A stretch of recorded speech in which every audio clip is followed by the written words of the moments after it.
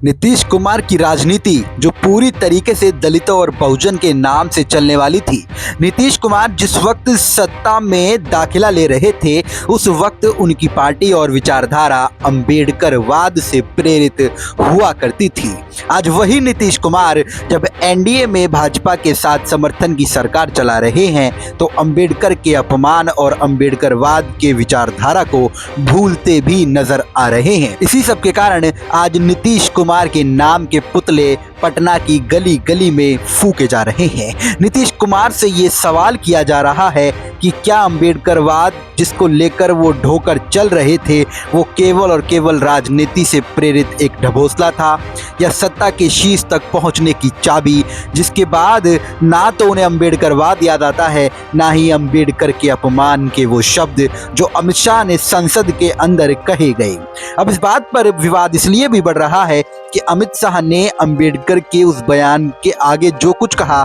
उसको आज की मीडिया नहीं दिखा रही है। पर्टिकुलर एक बयान को काट पीट कर दिखाया जा रहा है, लेकिन जब दलित समाज इस पर बात रखता है तो वो साफ कहता है कि हमें अंबेडकर नाम के शब्द से अपमानित होने की कोई आदत नहीं है। लेकिन अमित शाह ने जिस लहजे में अंबेडकर अंबेडकर अंबेडकर कहा वो उनके अंदर की भावना को साफ जाहिर करती है। ये बाद में किसी भी तरीके से शब्दों का फेर बदल कर उसको ढकते रहे, लेकिन जो सच्चाई है वो देश देख चुका है। अब अमित शाह के इस बयान के बाद कहीं ना कहीं देश की जनता के सामने भी ये स्पष्ट होता नजर आ रहा है कि नीतीश कुमार कुशवाहा जैसे नेता कितने बड़े अंबेडकरवादी हैं, जो अब तक तो पलटू राम के नाम से जाने जाते थे, लेकिन आज जब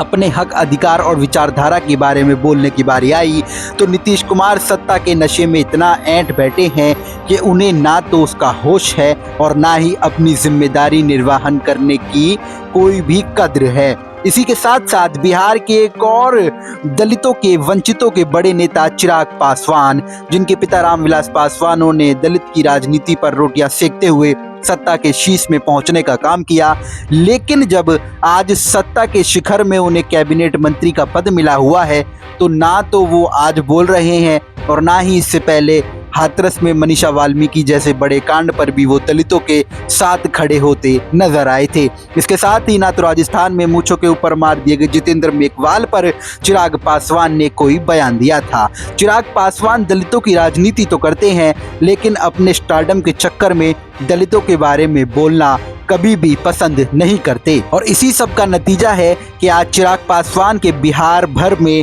पुतले फूके जा रहे हैं और जिस दलित राजनीति के नाम पर पासवान परिवार अपनी पैंट राजनीति के शिखर पर जमा बैठा है, उस पासवान परिवार को बिहार की जनता लगातार चेतावनियां भी देती नजर आ रही है। इस सब पूरे मुद्दे पर बसपा स्पष्ट रूप से अंबेडकरवाद को लेकर उजागर होती नजर आई और कहीं ना कहीं इस मुद्दे पर चिराग पासवान, नीतीश कुमार कुशवाहा और रामदास अठावले के साथ साथ सुबसपा के ओम प्रकाश राजभर का नाम भी स्पष्ट नजर आ रहा है कि ना तो ये अंबेडकरवाद के ऊपर कुछ बोले, ना ही अमित शाह के बयान को लेकर खुलकर सामने आ रहे हैं। तो देश की जनता आज इन सब दलित बहुजन की राजनीति करने वाले नेताओं से ये पूछ रही है कि क्या दलित बहुजन की राजनीति के नाम पर केवल राजनीतिक रोटियां सेकी गई या अंबेडकर के बयान के बारे में भी अमित शाह से एक सवाल किया गया कि किस तरीके से उन्होंने अंबेडकर के ऊपर इस तरीके के बयानबाजी की।